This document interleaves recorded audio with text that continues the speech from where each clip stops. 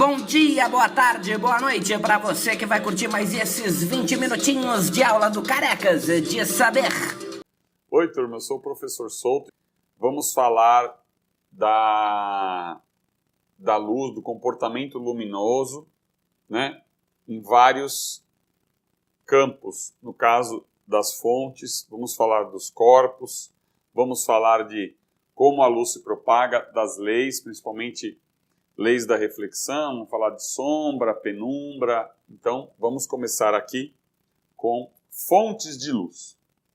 As fontes de luz, elas podem ser classificadas em primária, fontes primárias ou secundárias. O que é isso? Fontes primárias são os corpos luminosos, por exemplo, o sol, a lâmpada incandescente, a vela, tá?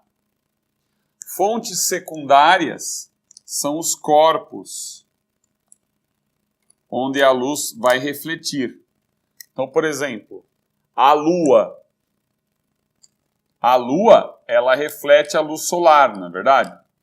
Ela não é fonte primária, ela é uma fonte secundária. Fonte primária é o sol, tá?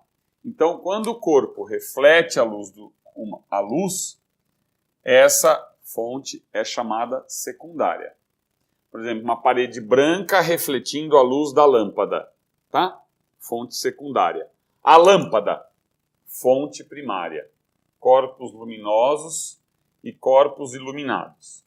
Para completar aqui, corpos iluminados. Vamos escrever assim. Fontes secundárias, corpos iluminados. Fica mais fácil para você organizar a sua cabeça, tá bom? Os corpos, eles podem ser classificados em 3 características: o transparente, translúcido e opaco. Por exemplo, o transparente, ele é transparente, um vidro transparente, você pode enxergar perfeitamente do outro lado da janela. Então, se você tem uma vidraça transparente, a luz se propaga de tal forma que você enxerga nitidamente o que está do outro lado. Já um corpo translúcido é, por exemplo, essa lousa toda suja. Se eu pego um pano aqui com giz e faço uma meleca aqui, ela fica translúcida. Quer dizer, eu não vejo o corpo perfeitamente do outro lado. Eu não estaria vendo a imagem nítida, né? Já um corpo opaco, ele não permite a passagem da luz. Não é permitido a passagem da luz. Ele absorve a luz, uma parte, e reflete. Então, se eu tiver aqui uma vidraça opaca, por exemplo, uma porta de ferro, né? Se nós tivermos aqui uma porta de ferro, agora essa porta de ferro é um objeto opaco, tá certo? A luz, ela não atravessa esse corpo. Isso é um corpo opaco. Como é que... Agora eu vou organizar aqui para a cor de um corpo, tá? Vamos organizar nossas ideias para como é que eu vejo a cor de um corpo. Turma, então,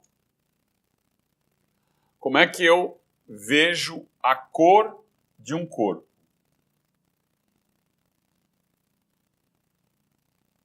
Como é que eu vejo um corpo e qual é a cor deste corpo? Repare, se nós tivermos aqui, por que esse corpo aqui, ele é amarelo? Por que essa camiseta aqui, ela é amarela?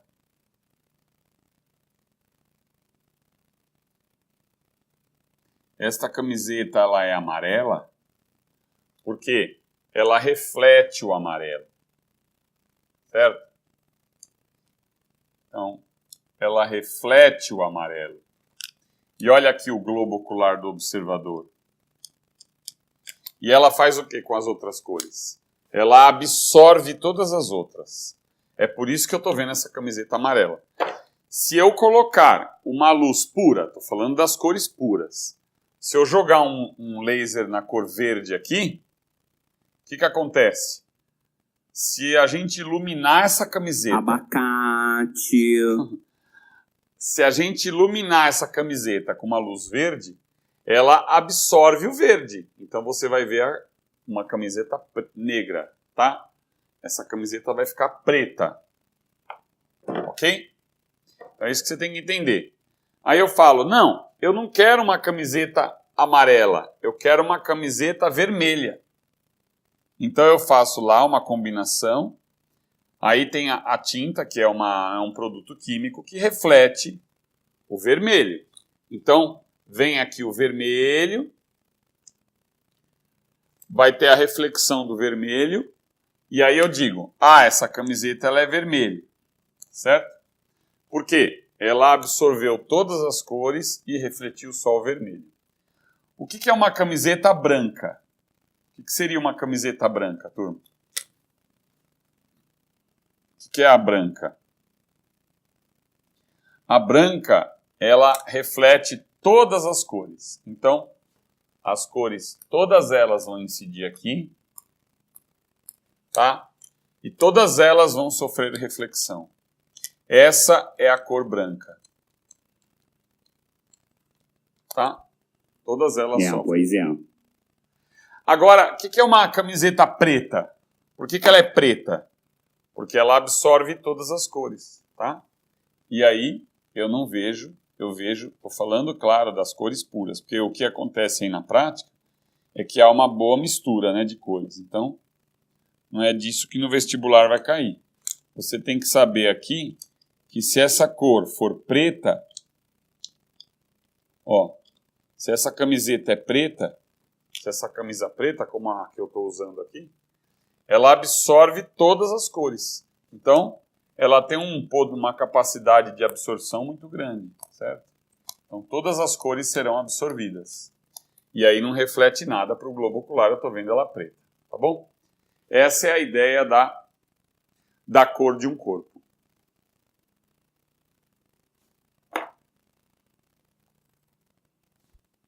Melão, melancia, abacate, limão, morango, sabe? Abacaxi, tudo. Aqui, pelo princípio da propagação retilínea da luz, imagine a luz vindo do Sol e sendo absorvida, uma parte absorvida pelo prédio e refletida também. E aqui a formação de uma sombra, né? Então, nós temos aqui essa sombra formada pelo prédio, tá certo? E aqui a sombra formada pela haste. Aqui a sombra formada pela haste, certo? Este ângulo é 90 graus, este ângulo também é 90 graus. Uma aplicação dessa propagação é como é que eu faço para medir a altura de um prédio. Claro, hoje com a tecnologia você usa um aparelho que é chamado teodolito na engenharia civil, você aponta o canhãozinho lá na altura do prédio, pode até ser laser e tal, ou não, ou visualmente mesmo você mede-se esse ângulo, sabe-se essa distância, calcula-se a altura do prédio. Mas antigamente, como na época de Eratóstenes, por exemplo, que foi o cara que descobriu o comprimento da circunferência terrestre, ele usou esse mesmo princípio, né? Então, aqui como é que eu faria? Eu tenho a altura do prédio, a sombra é possível de ser medida, por exemplo, vamos supor que formou-se uma sombra de 20 metros, tá? A altura da haste também, obviamente, conhecida, vamos considerar aqui 1 metro. Vamos facilitar ainda mais? Colocar mais realidade. Vamos colocar uma haste de meio metro de altura. Aí a sombra, que a medida da haste, aqui a sombra deu 2 metros, tá? Pela proporção, você começa a perceber que uma sombra de 2 metros, a altura é meio. Então se eu dividir isso daqui por 4, vai dar a altura da haste. Então dividindo por 4 vai dar a altura do prédio, que daria 5 metros. Mas usando uma proporção, eu coloco aqui que Teorema de Tales dos segmentos paralelos, né? Mas aqui a gente pode, é o Teorema de Tales, mas utiliza-se semelhança de triângulos. A altura do prédio está para a altura da haste, que eu chamo de Hzinho, assim como a sombra feita que o prédio faz está para a sombrinha da haste. Então, montando essa proporção, a altura do prédio dividido por 20 é igual à altura da haste, que é meio metro, dividido pela sombra da haste, que é 2. Vamos passar o 20 multiplicando, então a altura da haste vai ficar 20 vezes meio dividido por 2. 20 vezes meio é 10. 10 dividido por 2 vai dar 5. Então a altura desse prédio era de 5 metros. Na verdade, aí está mais para maquete do que prédio, né? É uma maquete grande, vamos dizer assim. Tá no meu exemplo aqui, mas o importante é você entender a aplicação matemática do princípio de propagação retilínea da luz. Turma, o princípio da reversibilidade é importante. Você tem aqui uma pessoa, o Braulio e o Arnaldo, tá? Então você tem aqui um espelho, aqui é um outro espelho, tá? Reflexão total. O Braulio enxerga o Arnaldo e o Arnaldo enxerga o Braulio. Princípio da reversibilidade dos raios de luz, tá? Eles vão e voltam sobre ele mesmo. Vão e voltam sobre eles mesmos. Esse termo é importante você saber.